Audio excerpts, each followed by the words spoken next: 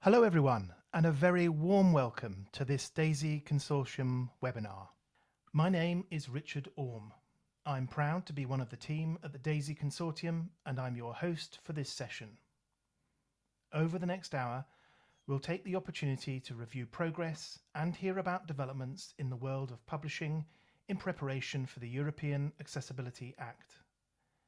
The panel that we've assembled for you today is well placed to take us through these issues and to answer questions you may put to them. We have lots to cover, so I'll hand over to our panel and ask them to introduce themselves. Hello, everybody. I'm Antoine Fabre, Head of Advocacy and Campaigning at the European Blind Union. I am speaking from Paris, where EBU has its office. EBU is the voice of some 30 million blind and partially sighted persons in Europe, covering 25 EU countries and another 16 in wider Europe. Hi, I am Cristina Mussinelli. I'm the Secretary General of the LIA Foundation. The LIA Foundation is based in Milano and work with publishers to make them able to comply with the requirement of the Accessibility Act.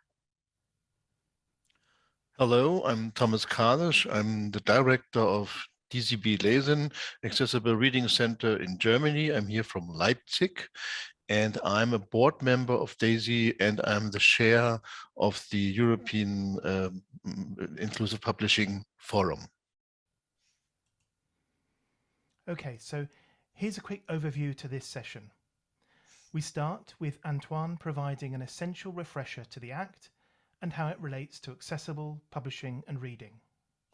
Then Cristina will explain progress made in aligning standards and best practice, before Thomas then describes the activities carried out under an initiative of DAISY Consortium members. Then, in a pre-recorded segment, we will hear from some publishers who will tell us about the preparations they are making and reflect on lessons learned. Please feel free to submit questions at any time, and we'll cover as many as we can in the Q&A session at the end. So, lots to pack in. I'll turn over to Antoine. Thank you. Many thanks to the organizers for asking me to present the background to the European Accessibility Act. I will designate it as the Act hereafter. The Act was very much needed because around 80 million people in Europe are affected by a disability in some degree. Because accessibility is essential to their full and equal participation in society. Because Article 9 of the UN Convention on the Rights of Persons with Disabilities puts an obligation on the EU and its member states. Because thus far, EU legislation mainly focused on a specific single sector, most often with accessibility addressed as just one aspect among other. And because diverse national legislations coexist, which creates barriers to the free movement of goods and services, and a single EU-level coherent set of rules was necessary. It was a long road to the adoption of the Act. In December 2015, after extensive and intensive campaigning by organizations representing persons with disabilities, the European Commission proposed a wide-reaching European Accessibility Act, an ambitious and slightly misleading name. I'll come back to that. There were long and difficult interinstitutional negotiations, and the Act eventually was adopted on 9 April 2019.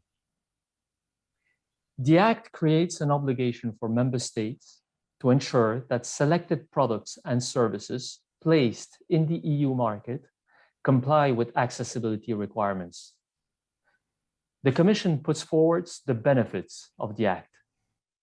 Businesses will benefit from common rules on accessibility in the EU, leading to cost reductions, easier cross-border trading, and more market opportunities for their accessible products and services.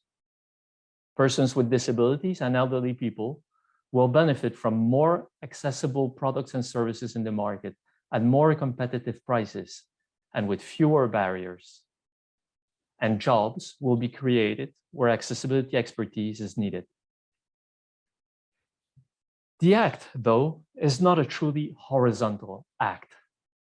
It applies only to a selected list of products and services. EBU, for one, deplored that the Act essentially concerns the digital world to the detriment of the real physical world. Moreover, the Act does not amend EU sectoral legislation. Think, for instance, of the Web Accessibility Directive or of Article 7 on accessibility in the Audiovisual Media Services Directive. Nevertheless, the Act is a rather ambitious one and a step in the right direction. It brings a comprehensive set of minimum accessibility requirements for all businesses to respect, with a mechanism to declare compliance and certify conformity.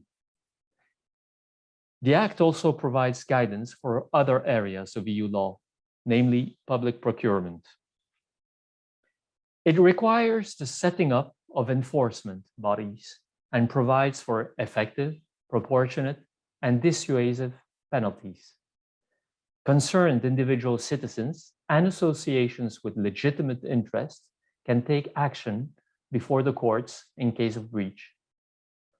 The Act has a wide impact on all actors of the digital publishing industry, down the supply chain: manufacturers, service providers, importers, distributors, authorized representatives. It covers e-books, dedicated reading software, e-reading devices, and e-commerce of books. I finish with a few words about implementation. The Act is in fact a directive. This means that it requires national transposition. The deadline for transposition in national legislations is 28 June 2022, and the entry into force of the Act is 3 years later in 2025. In other words, the legislation applies to products and services placed on the market after June 2025. However, 5 years after that, in 2030, services will have to stop using inaccessible products which were already in use before 28 June 2025. So there is a bit of a retroactive effect there. We have very scarce information about implementation at national level to date. Besides national implementation, there is an element of follow-up at EU level as well. Indeed, the Act only outlines minimum functional accessibility requirements without providing technical details. So the requirements could be fulfilled through diverse solutions. The Act therefore includes a process whereby the Commission may identify standards and adopt technical specifications. These would provide a presumption of conformity with the Act's accessibility requirements. And in fact, the Commission is currently preparing a standardization request for EU standardization bodies. But over to Christina on this. Thank you for your kind attention. Thank you very much. And my part is the more technical one. So as you know, and as Antoine highlight, there is a request for more detailed standard in the publishing industry, and the standard need to be considered in many different areas. The first one is the format of the publication, and the format of the publication that is the most accessible one is EPUB, and the new version of the W3C specification for digital publishing are in final stage and will soon be officially published. You know, EPUB included accessibility features since the first phase of the discussion in IDPF, and now in W3C it remain one of the most important elements in the definition of the standard for digital publication. They will publish the EPUB 3.3 specification that are the general specification for EPUBs. They will be publish EPUB Accessibility 1.1, that is the second version of the accessibility standard. And also are important for accessibility, the digital publishing area module, because it include specification also for audio and other elements that will be relevant for the creation of publication that are fully accessible since the first production stages. Then there will be information for the end user. And so the second standard that will be important are the standard for metadata. The directive requires that the end user are informed of the accessibility specification of the product and service they buy or use. And so it's very, very important that there are information also for the accessibility feature of digital publication. In W3C, the community group is maintaining an accessibility discoverability vocabulary for the metadata schema.org. That are the metadata that are normally embedded in the file. Editor maintain Onyx for books, where since many years ago, there is a specific code list for describing accessibility feature. And these metadata are the metadata normally used in the distribution value chain. So are not included in the file, but are delivered through the retailers and the online store. And in W3C, the publishing community group is working on how to write the accessibility summary. That is important because end users don't have to interpret many different ways of describing the accessibility feature, but it will be very important to have a standardized way to describe, even if they are produced by different publisher or by different organization. The third part is the metadata, the retailer part, as describe accessibility. The Accessibility Act involves all the value chain. So not only a publisher need to embrace accessibility, but accessibility should become an element flowing in the value chain. So website of the retailer should be included, and also the website of the e-commerce platform should be fully accessible following the WCAG guideline.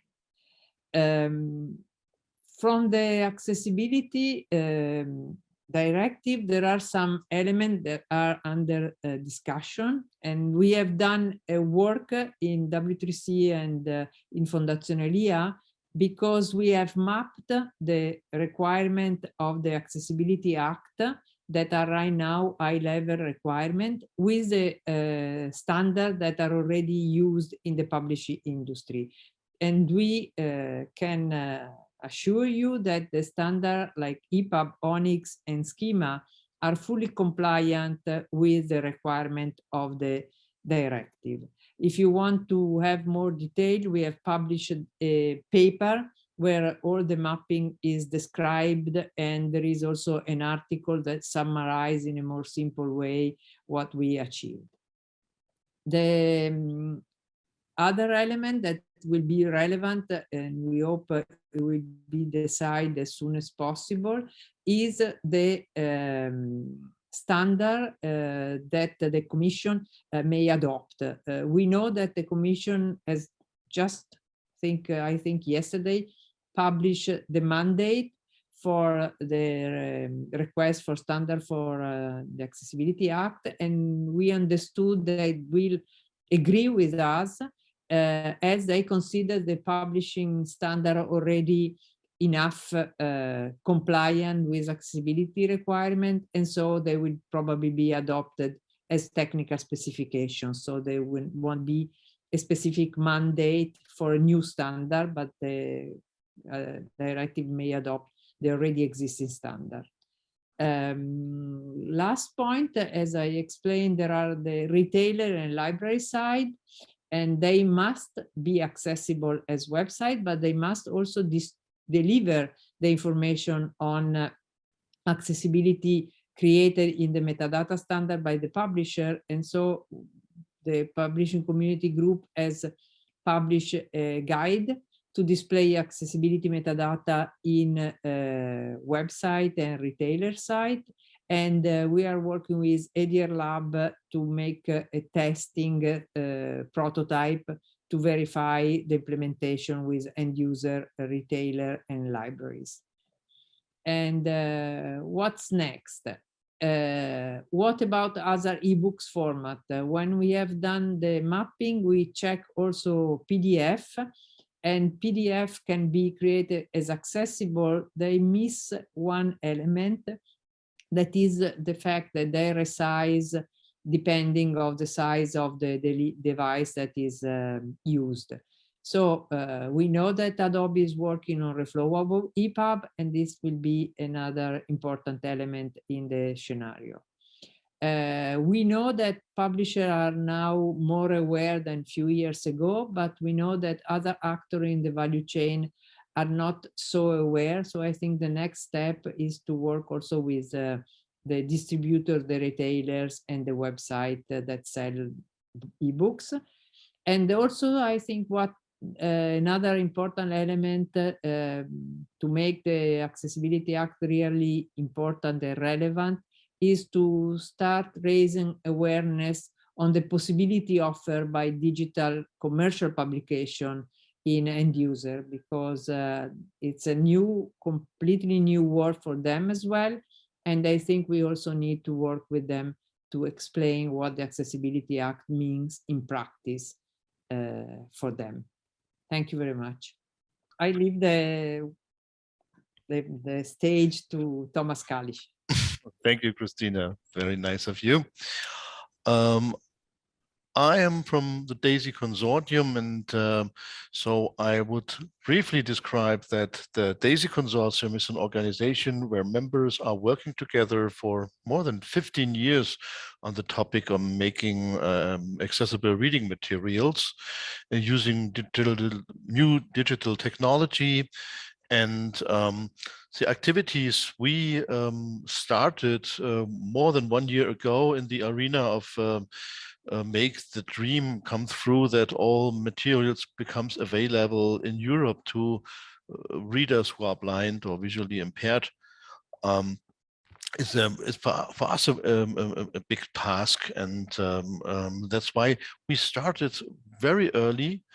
And so what we want to do is to improve collaboration between the organizations who are involved in this field, and collaboration with the publisher and the publishing industry, and give guidance to them to help to create accessible content for the use of blind and visually impaired people. So one other topic we started with is a survey where we collected the information. I come to it in a minute. The information, what is going on in the European countries. The third thing is that we have started case studies, and we pulled this information together. At the moment, we have 4. And finally, which is very important for the future, is to pull the results together and provide publishers and all people who are involved in this arena with this topic with information on a website to make it accessible and readable for everybody. Well, how about the survey? In the survey, we want to learn more about what is going on in the countries in Europe in this field of working on the Accessibility Act, especially in the field of publishing and make the ebooks available, or make ebooks available, yes. We have sent in our questionnaire to all European countries. So far, we have responses from 14 countries. At the end, it is 75% of the population in Europe. So we have already information about it. We wish to contact all countries, and we want to have more information from all countries because we want to reach all countries and set up a network between these countries, have an exchange. 14 countries we already have responses. Just to want to make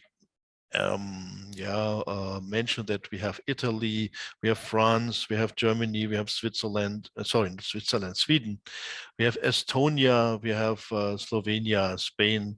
I don't want to mention all 14 countries, but it is a widespread of countries who have already responded. This information we pull together and we make the information about the survey available in January on our website, inclusivepublishing.org. And we have seen in the responses we already received that we have not the same status in all countries. In all countries, we see that not all countries have good contact to their government and setting up working groups. So in some countries we have, but not in all. So we have not in all countries a steering group which is organizing or helping to pull the information together in the country and exchange to other countries. These kind of steering group where we have the libraries, also the publishers especially, but also the government and the organization of disabled people together, which makes sense to get all the experience together and learn from each other and working on the act. So not in all countries you have at the moment web presentations. But the good news is, though, we had already in 5 countries training materials or activities to prepare training materials, which we think it's a very, very important issue, so that we help publishers to understand what is accessibility, what they have to do, and how they can reach this, that their ebooks becomes accessible during the process of production, which is a long way from the author to the publisher and to the provider of the books on the web page, for example. Yes, and parallel to the survey, we have case studies. We have results from 4 countries at the moment. We have Finland, the colleagues from Celia. They have a pilot project already started, and they also have an implementation plan for the next years, which is very useful and a good example to show how they have established this collaboration between publishers and the libraries and this group of disabled people. In the Netherlands, from the colleagues from Dedicon, they have already started 2 projects and to develop guidelines to help the publisher to understand how they can create accessible content and how they can provide it to their customers. They also have a national hub where they pull the information together and give it to the community, make that available, the information. In Germany, my organization, DZB Lesen, and the German Association of Publishers, so-called Börsenverein, we have established a task force. In this task force, technical experts from the publishing industry and the libraries working together, accessibility experts and publishing experts working together on guidelines to make ebooks accessible, how to make PDF accessible, how to set up a website which is accessible. So we started early, and we are very successful in developing these guidelines. They will be published in spring next year. And so the good way here is to work together with the publishers and have the publishing experts on the site, so we can look how we can handle this and how we can help providing the best material to the to the publisher. So we also have a check tool for the ebooks, which can be used to see whether your EPUB files are accessible, which also helps the publisher to improve their content and the production flow of accessible ebooks. Italy, LIA, is an organization which has a lot of experiences and has already prepared the training materials and a lot of connections and collaboration between publishers and the libraries, and also in an exchange of international arena to make the experiences available to everybody and bring this stuff forward and further developments in this arena. Finally, I would like to raise your attention to the resources we already pulled together. So we want to have want to establish a central host where we put all information together. If you go on the website inclusivepublishing.org, you will find information about the topics we have here described. And so we will put more information on this website if they are available, especially information about the official resources for the Accessibility Act, the links to the country hubs where you can find more information to the particular countries, information about the work which is going on there, and also training materials will show up if we can provide this, and in multiple languages, and have more information to learn about accessibility. The case studies also are published at this website, and I will at the end invite you all, if you like to wants to learn more and work with us together in this field, then you can be a part of the European Inclusive Publishing Forum. We have information on the web about how you can take part, become a member of the mailing list, or ask questions and come with us and work in the collaboration field to make this process successful we have described here. Thank you very much, and I hand it over to Richard. Thank you, Thomas. I mentioned earlier that we prepared a section hearing directly from publishers. So this section is called Publisher Voices. It's pre-prepared, so at this point, because it's already captioned, our live captionists can take a break, and we'll hear now from publishers from across Europe. When the DAISY Consortium hosted a webinar on the European Accessibility Act last year, one of the strong messages from the distinguished panel was, "Don't wait for 2025, get started now on the journey towards accessible publishing." Well, now we'll hear from publishers from across Europe on the progress that they've been making, and we asked them to share some lessons learned on the way. By the power of Zoom, last week I travelled to France to speak to a publisher in Paris. So first, could you please tell us your name and role? My name is Louis Marle, and I'm in charge of production of all the ebooks in a French publisher, Albin Michel. Thank you, Louis. I understand you've been focusing a lot on the typesetters you work with. Can you tell us more about that? We asked for our suppliers to follow a chart for a natively accessible EPUB. We ask for our graphist and typesetter to tag all the paragraph, all the styles, all the quote, and so on, to understand what the text means, what the author means in the text. We make the difference between what we can see and what the author means. We work with big suppliers to obtain this kind of ebook. With a little typesetter, it is more difficult because we have to explain how we want the InDesign file. This is the difficult part of my job. I always ask, we need tag.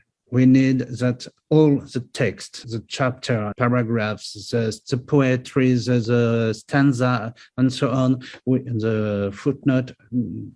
This is the first step, and this is the essential step to transform to EPUB 3 natively accessible.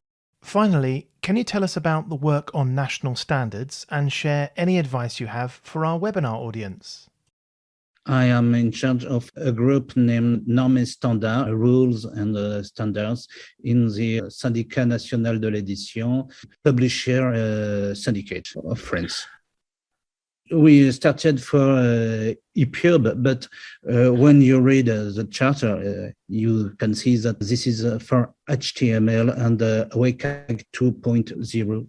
And this is very important because tomorrow we don't know what is the future. We have to plan at the beginning, because today this is EPUB 3.2, but tomorrow we don't know what is the next kind of ebook.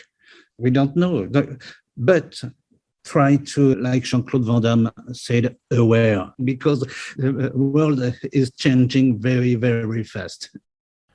We will try to be aware, Louis. Thanks for your advice. Next, let's head up to the Netherlands, and could our next publisher please introduce themselves? My name is Oscar Hesselinga. I'm from Groningen, the Netherlands, and I work as a product manager for Infinitas Learning, which is an organization that has multiple educational publishers within Europe, in the Netherlands, Belgium, and Sweden. And Oscar, can you tell us about the steps towards accessibility that you've been making in your company? As an educational publisher, we really are looking for the optimal book and digital solutions to provide for learners. For myself, the target audience is secondary education. We are going to a digital learning platform. We're constantly revising our way of producing flexible content and also making that more future-proof. Making that accessible is a fundamental thing. It's like a no-brainer. You want to do something about this, and we're really on the way now, but we can make a lot of steps regarding accessibility. Concrete steps, like we implemented read aloud software to make it more accessible. And just in general, modernizing our platforms regarding responsiveness. So that's all kinds of, I guess, basic bits you have to get in place. So you're moving forwards. What's been most useful to help you on the way?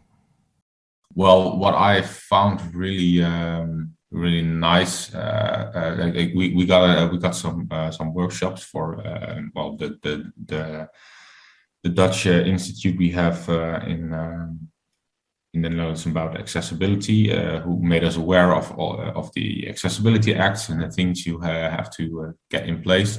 Workshops were very tangible. We had a lot of hands-on exercises we had to do to check up on our own content. And I think also some other websites, there's a lot of open source information available, checklists for publishers, like what you actually functionally need to do and get in place. So that's really good.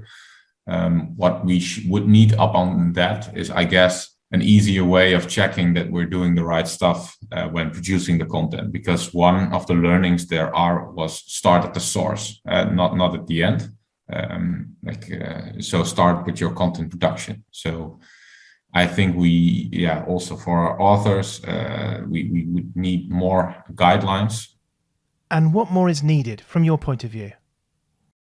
If I had a magic wand, what could I do? Well, basically set someone with a disability to check up on us if we're actually doing the right stuff, or that we are trying to do something, but actually doing the wrong stuff. That would be, I guess, the ideal world. The ideal world has people with disabilities as part of the process. That makes a lot of sense to me. Thanks, Oscar. Lastly, let's head to Finland to meet our final publisher. Could you please tell us about yourself and your organisation? My name is Jonas Lillqvist. I work as a development manager of digital publishing at the Society of Swedish Literature in Finland. The society publishes Swedish language academic publications. We publish EPUBs, PDFs, and some online web editions. When we started publishing all our books digitally in 2018, we decided to switch to EPUB 3. Since then, we have made some improvements in our workflows. For example, our book editors produce alternative texts for images, and these are put in place in InDesign by the typesetters.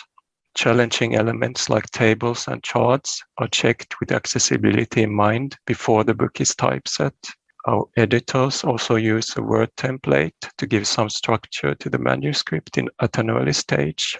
Right now, we are taking part in a project organized by Celia, a government agency for accessible publications in Finland.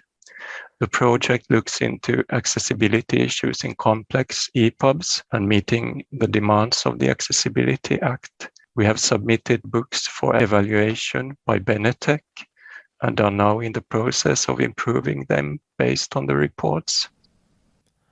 So, Jonas, reflecting on your experiences, any thoughts to share with publishing colleagues?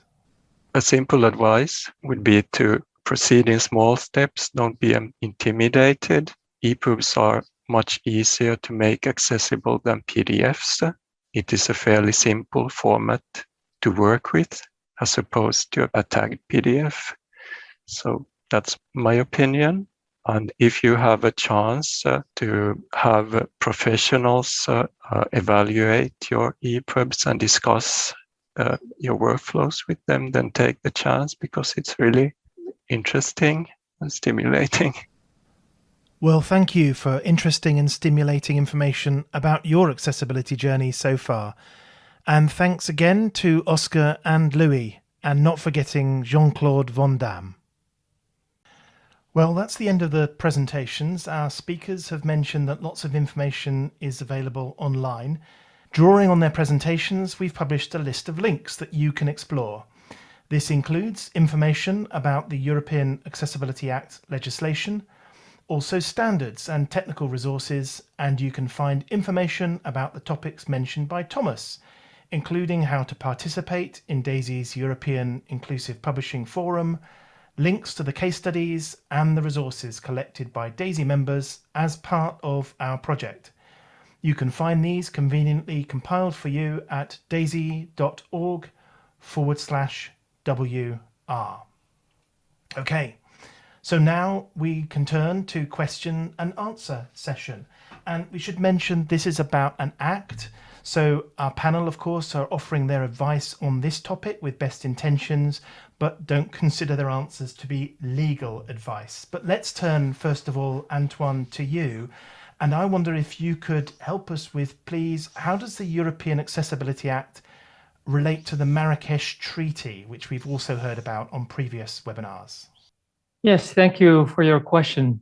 The Act complements the Marrakesh Treaty as far as books are concerned. The WIPO-administered Marrakesh Treaty, for those who are not familiar, aims to facilitate access to published works for persons who are blind, visually impaired, or otherwise print disabled, namely through derogations to author rights and copyrights. The Accessibility Act's objective instead is to ensure that from their creation, new electronic books are accessible. It is not about retrofitting non-accessible books. It is about ensuring that when ebooks are created, the associated files include accessibility features such as structured text and image description. The Act also requires that information about the accessibility features of these ebooks is available so that customers with disabilities know what they're buying. Thank you, Antoine. I want to kind of develop some of the themes you talked about there. And Christina, I'm turning to you next. So a question from Morton is, could you please touch a little bit more on the backlist? So will all backlist titles have to be updated before the 2025 deadline or the 2030 deadline? Could this mean in practice that titles are removed from the market? Help us a little bit with understanding the issue around backlists. Okay. The backlist, it's an issue because the ebooks are considered as the service, not as a product.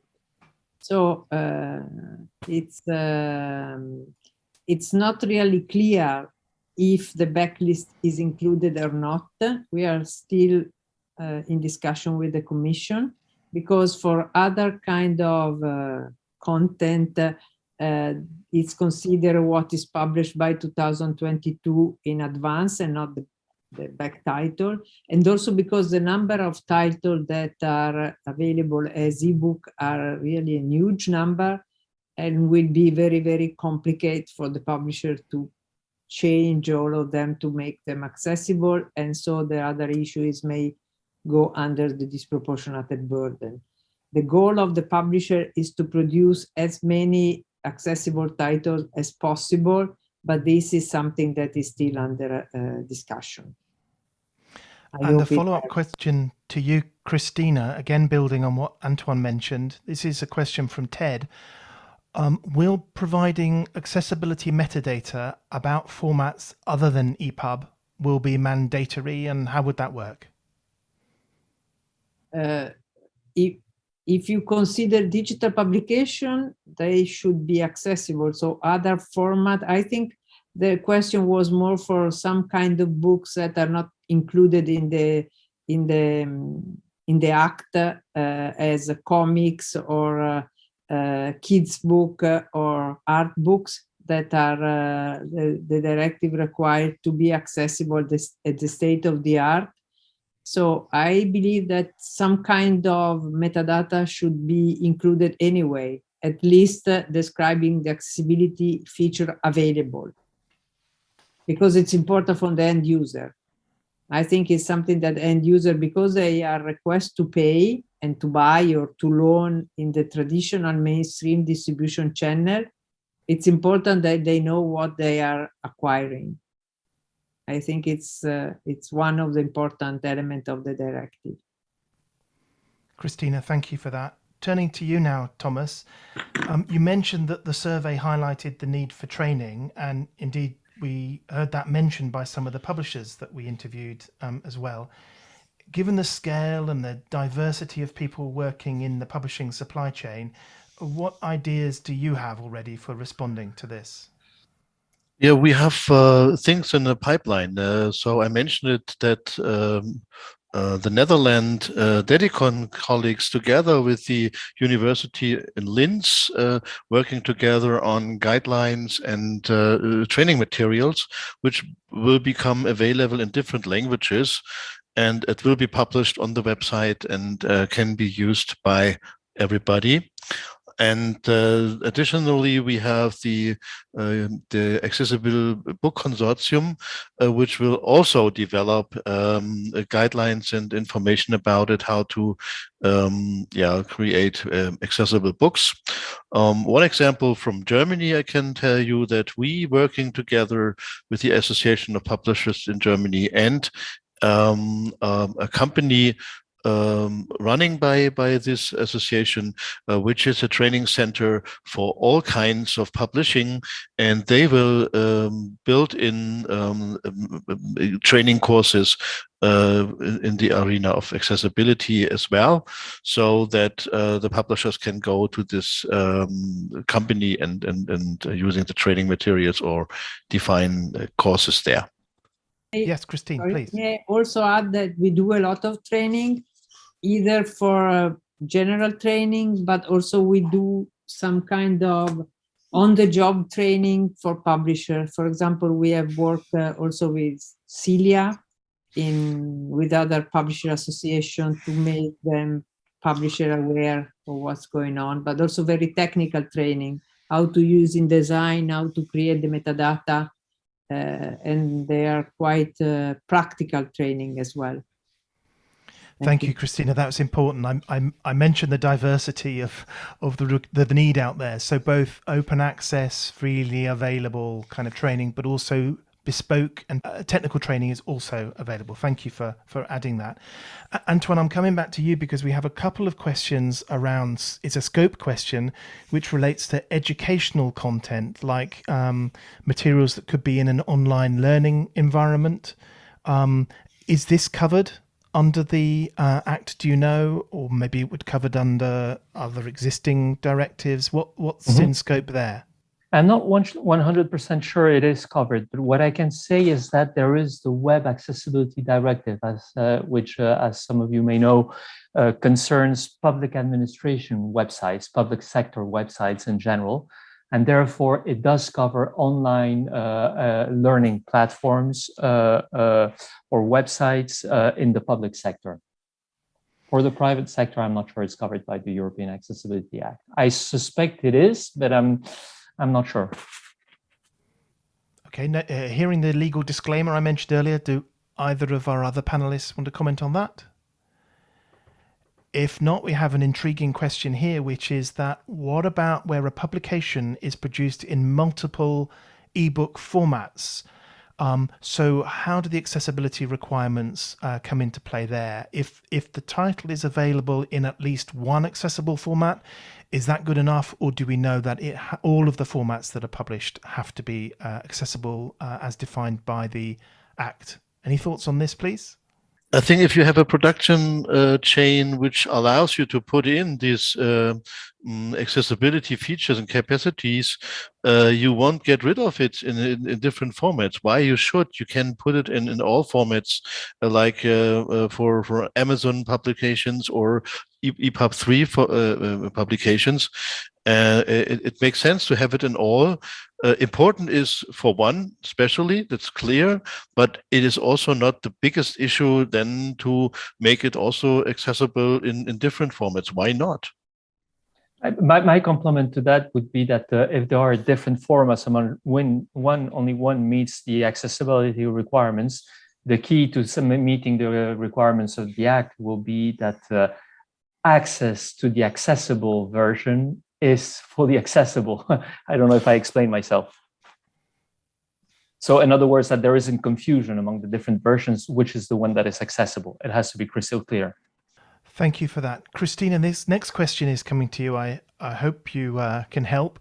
And it's the question around digital rights management. This has been seen over the years often as being a barrier to accessibility.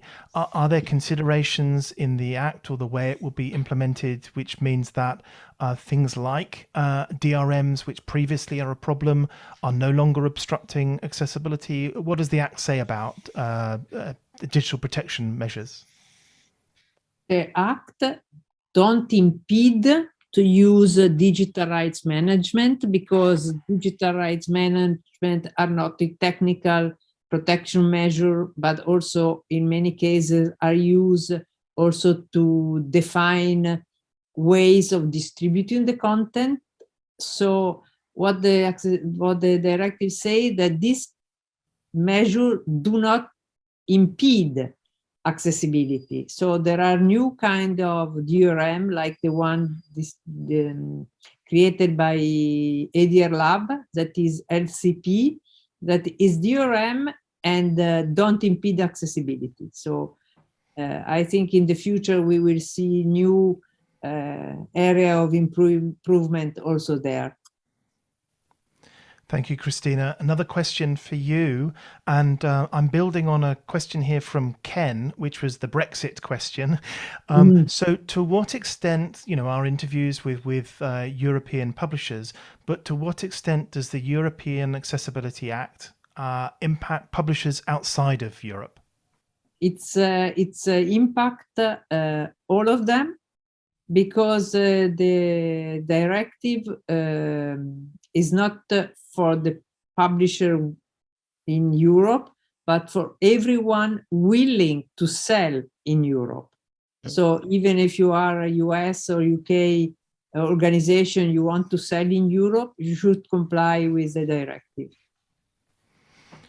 Great. And the last question to you, Antoine, we're running out of time, so a quick response to this would be great. So we've heard that this applies to folk outside of Europe, but are there actually some exceptions for some economic operators? Yes, there are exceptions, namely for micro companies, also for small and medium-sized enterprises, which enjoy some relief in terms of reporting requirements. And there's also a concept of disproportionate burden, which the economic operator can establish through self-assessment and would have to prove to the monitoring body if requested. Great. Thank you for that answer, and thank you for being nice and brief with it. So we are now coming to the end of this session. So once again, thank you to Antoine, Christina, Thomas, Louis, Oscar, and Jonas for sharing great information. These accessible publishing and reading webinars are brought to you by the DAISY Consortium, a global non-profit organization, and our expert team and our members work on innovative and impactful initiatives to further the mission to develop global solutions for accessible publishing and reading. Thank you for your time. Stay safe and well, and have a wonderful rest of your day. Goodbye.